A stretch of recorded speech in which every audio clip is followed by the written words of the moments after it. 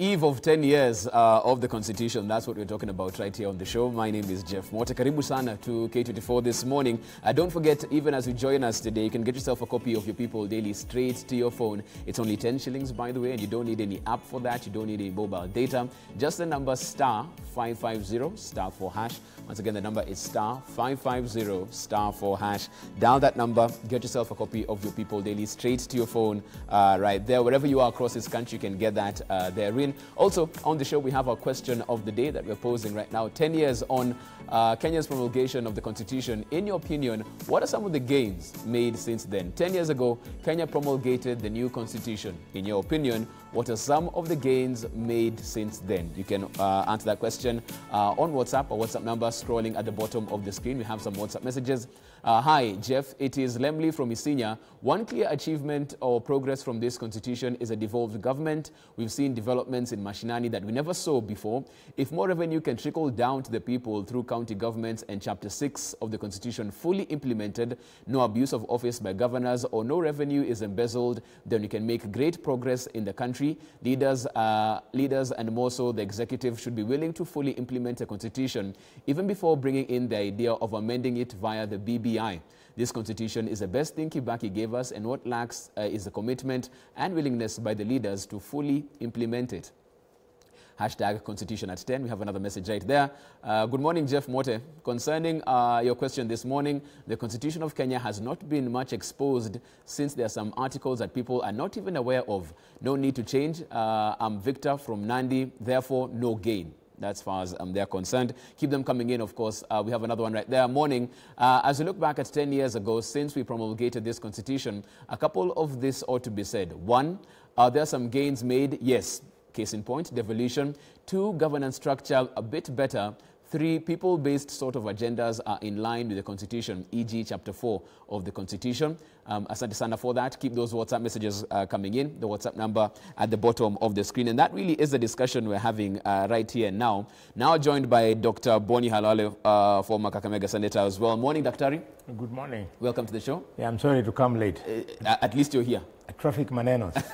Welcome to the show. Very quickly, even as we talk about that, because I spoke to Kioni right at the beginning, finding out as the Constitution has been promulgated, where they were, another particular point, they feel that their hopes and aspirations were captured in this particular document.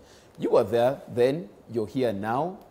At this point where we talk about constitutional moments and possible referendums taking place, have we done enough implementation before we start talking about changes to the document? I think we are happy that God has allowed us to live this long, right, and that we continue being part of the conversation.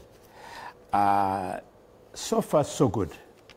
Constitution 2010 is working, and there are a lot of gains. But and on a short program like this, you cannot speak to all of them. Right. But we have standouts like there is now a clear confirmation that devolution can work. Mm-hmm. Devolution is working, although it could be better. Mm-hmm. And the reason why it might not be working too well is not because of the Constitution. Number two, we have got robust issues like Chapter 4 with the Bill of Rights. Mm-hmm.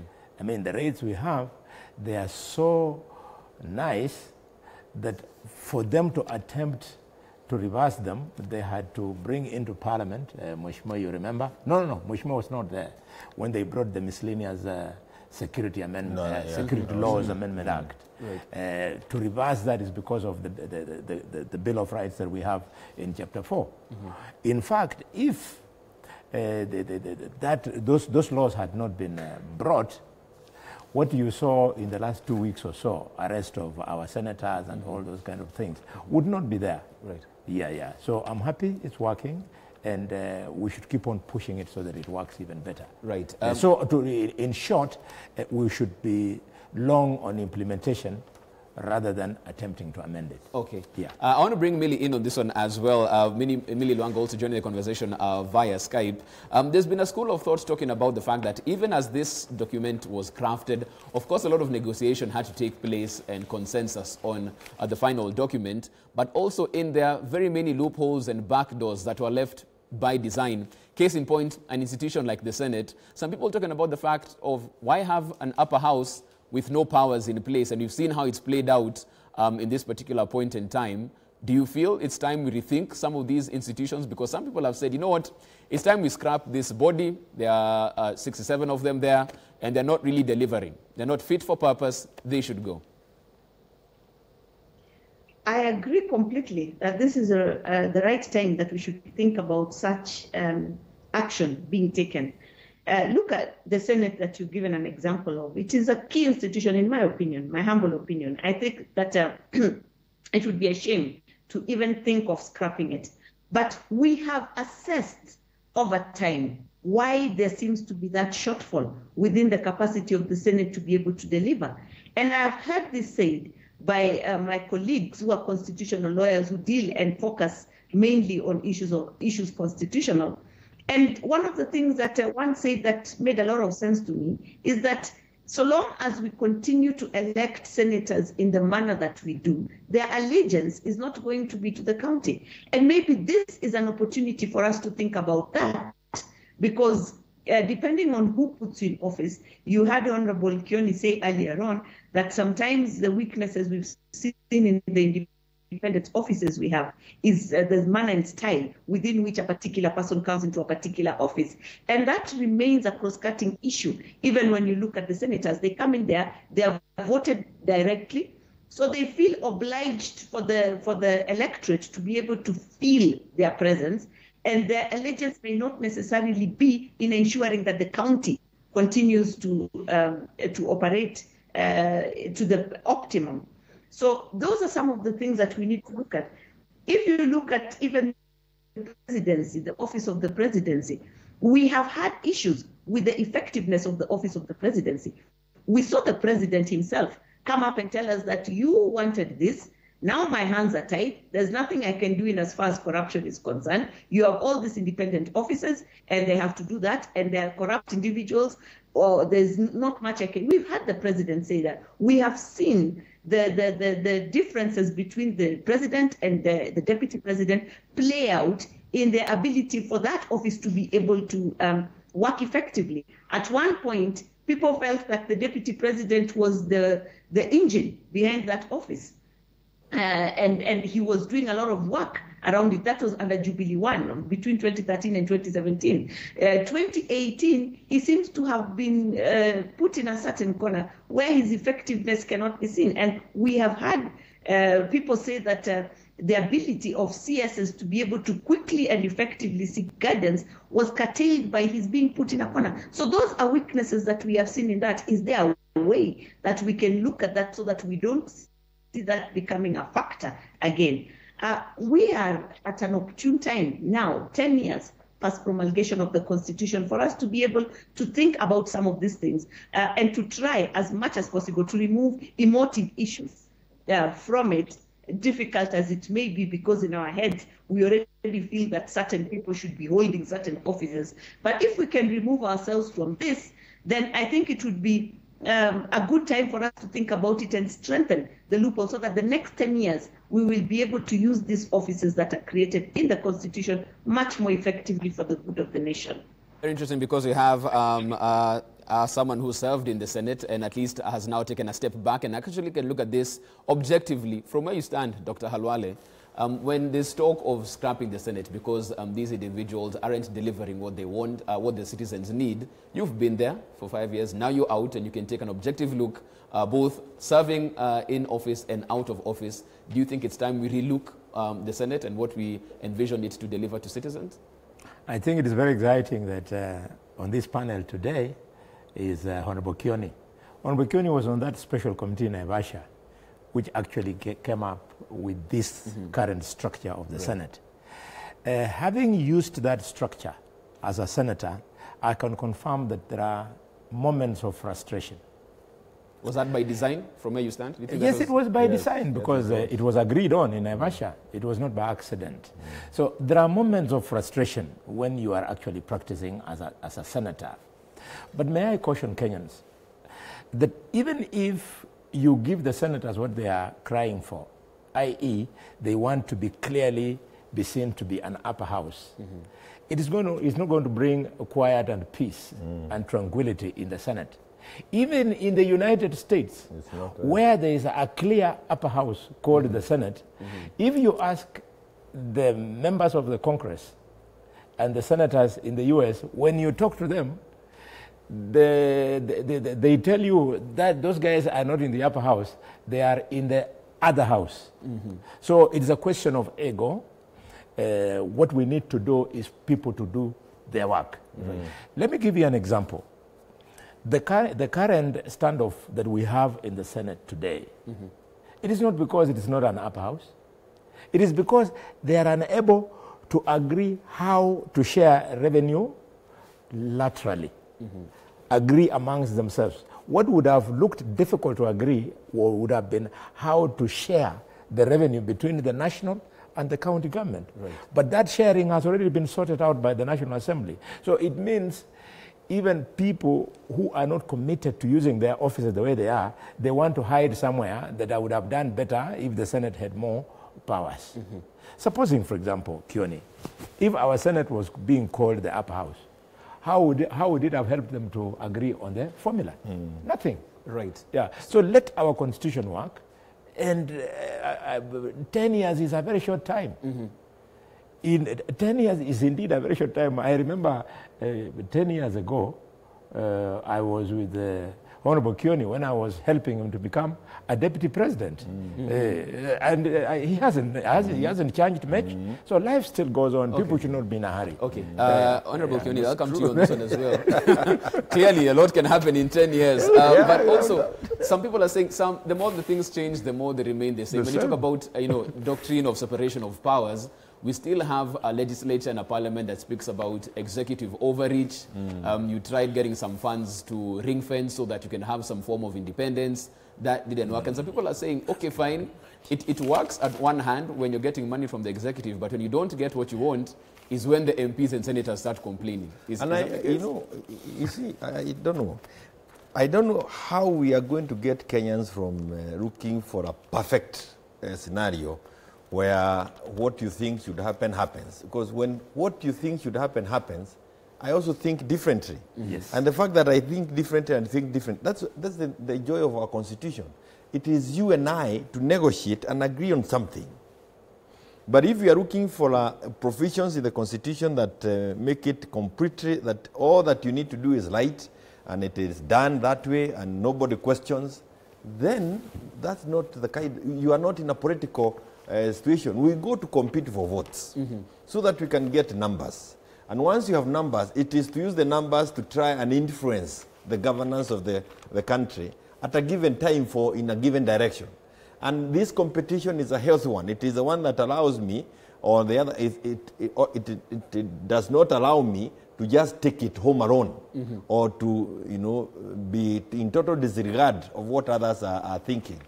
And I think I enjoy the game. It's a good thing. If you want to go to the Senate, without doubt, it has its own frustration. If you want to come to the National Assembly again, without doubt, it has its own frustration. It's a question of what do you want to achieve at a given time. If you want to become a governor, it must be clear in your mind you want to bring development into your county in a given way. There's something that drives you to become a governor. He was a member of parliament, he was in the Senate, he wants to become a governor. There must be something. If you are looking for, a ladder to the top, again, you can use very many routes. You can use the ones I had used before, But, you see, one of the things that is confusing us is that there were debates before we gave ourselves the 2010 Constitution. There were interpretations that were there. People had talked about some of these things at Bombers and the rest. And they still are carrying those debates into the new constitution without now looking at what is it that we finally agreed upon and how do we implement it. Let me just give you an example of, like now, the two-third gender rule. I see my speaker saying that the House is at risk of dissolution, Muturi once. And I had an opportunity to speak to the same forum yesterday. And my view is that it will really take somebody who is completely out of the way to try and dissolve Parliament. Why? If you go through Schedule 5 of the Constitution, the laws that were supposed to have been passed by Parliament were all passed. The one that was outstanding was on Article 100, which we did as a committee during this time. It's now pending before the Senate. The issue of two-third gender rule, as provided for at Article 81B, is a principle. If you read it clearly, there is nowhere we are required as members of Parliament to pass a specific registration. All that is covered under Article 81, every one of the principles is later on required, or Parliament is later on required to pass a specific registration on the same. But on this one, we remained silent. And that again, it was not by accident at Naivasha. It's the realization that it wasn't going to be an easy thing. And I mentioned, even if the CJ was to dissolve, to come up with an order that dissolve Parliament, he cannot dissolve Parliament. He would have to recommend it to the President. Right. Why? Because the President is again another political office. And the President will have to look at it and say, yes, let's dissolve Parliament. What does that mean to the country? What does that mean in terms of resources? Where are we? There are many, many things that will have to become. So, but this principle is something that we must continue trying to achieve over time. Right. And but I cannot see this country, and I want to repeat it here, I don't see a situation where we again go back to the Kenyans and say that now, let us now create another set of seats for a specific gender. It could be men, it could be women. Not now. Not this time. And I am telling you, don't even mix it with another good amendment that you want, because it will be shot down. Millie, I want to have you in on this one as well, because even as you look at the two-thirds gender composition of the House, also we're talking about separation of powers. And the beauty and what people felt as we got into the new constitutional dispensation was the fact that we no longer have an imperial presidency. We're moving this power to the August House, and from there, an effective check and balance, so to speak, as we move forward. But we still have, even today, we still have members of parliament, we still have senators complaining that there's interference from the executive. So on paper, that shouldn't be. In practice, it's totally different. How do we reset this relationship between these arms of government? I think sometimes we need to define what interference is. Because some of the things that you hear people complaining about and calling interference could be party politics. And remember that most of these members come in on the strength of the party that they belong to, and the ability of that party to be able to campaign, and the party needs to realize a certain agenda. So there is that balance, that tricky balance, which every politician and every person in public life and every person who holds office of substance needs to be able to strike. It is a balance that people strike at all levels of life, when you must look at what outweighs what at which particular moment, and be able to play to the game.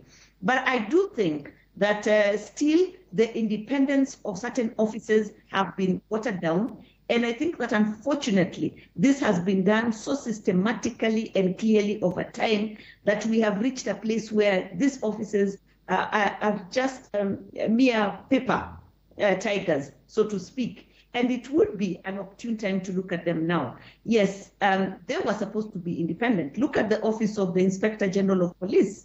It was meant to be an independent office standing by itself. But currently, as we speak, the current holder of the office will only speak behind CS Matiang'i, being the front for that particular office. Is this what we envisaged as a country? Is this what we anticipated? Look at some of the independent offices that used to speak very forthrightly under the former President Mwai Kibaki's tenure, when independent offices and commissions would speak strongly and they would be listened to by the executive, and they had an impact, so that Kenyans could feel the gains of the checks and balances that were there in place. To what extent can any particular office speak now? And we've seen that done systematically. Look at what has been done to the office of the Auditor General. He was hit at the former office holder, was hit systematically by political machinations, to the extent that he spent a good time of his time fighting for political survival, and the office was whittled down. We then stayed without an officer for so long, so that, as was earlier said in this show, by the time the new auditor was coming in, you're coming in knowing exactly what kind of space you're coming into. So to what extent can that office that is meant to be a strong check and balance to some of the issues that we are crying out on today be able to deliver? Former Senator Alwale, you were there. You've seen what has happened. She says it was systematically done by the executive. They know what they're doing. This isn't by mistake. This is the design that they want so that they can move forward without the essential check to what they're doing. What's your take on that? It's 10 years. What Millie is missing, and with all due respect, you are blaming the office for the mistakes of the occupant of the office. If Speaker Lusaka, for example, chooses to listen to the president before he makes a ruling, you don't say that the Constitution is bad in the way it has defined the powers of the Speaker. The problem is Lusaka, knowing very well that the motion to impeach Waititu, for example, was not backed by the legal and constitutional requirements, right from all the way from the County Assembly of Kiambu to the arrival in the Senate. He should have ruled that it was not admissible. He did not have to remember what would have been the preference of the president. When Speaker Lusaka, for example, ruled that the list that led to the removal of Susan Kihiga and Senator Murkomen made the constitutional, the legal standards that are required, when he should have decided otherwise, you don't blame the standing orders, you don't blame the Constitution. So I want to beg her to agree that what she's speaking to is actually the challenge of impunity. If impunity is not there, this Constitution would work pretty well. Let me give you an example. Speaker Kenneth Marende, and my brother was there with me. He worked under a very difficult environment during the Grand Coalition government. Right. But because he was the occupant of that office and he was independent-minded, he made rulings that will be points of reference for many, many years to come. The second point I want to speak to is what my brother has raised, the issue of the Constitution. I'm happy that it's you.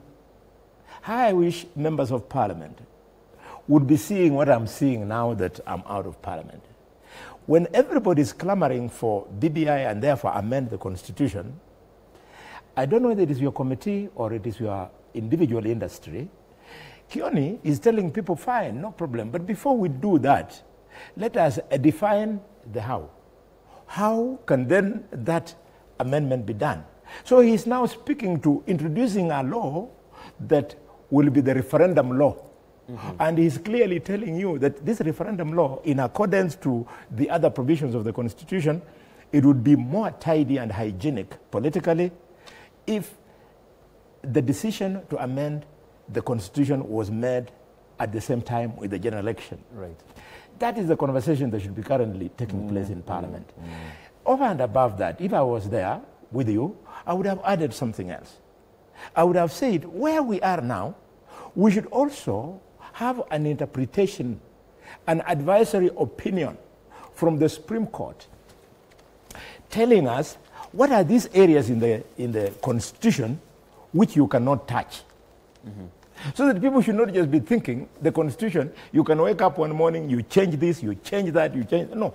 So we need a clear advisory opinion on which areas of the Constitution we can change. An example, for example. Supposing somebody woke up and he wanted to amend the Constitution because you think 256 and 257 are there, they allow you to amend the Constitution, even if you got 1 million signatures or you got the entire Parliament. And you said you want 257 and 256 to help you so that you amend the chapter on the Republic. The chapter on the Republic, it says that the Republic of Kenya shall have this kind of borders and blah, blah, blah, blah. Can you be able to tell this country that we can change the borders of Kenya, so that watu wenye tunafika Naivasha kwenda huko tuende Uganda or Somalia, you can't. So that is an area which is not amendable. Okay. Number two, my brother, an area like the Bill of Rights. Are you saying you can admit a motion that wants to take away the rights of Kenyans? That is an area which is not amendable. And on the very sensitive one that is being pushed by BBI, if the Supreme Court can reflect on it, they need to advise us. Can we really change the executive? If it means we can change the executive, my brother, it therefore means I can come and say, I am tired of a presidential system, I want a monarchy.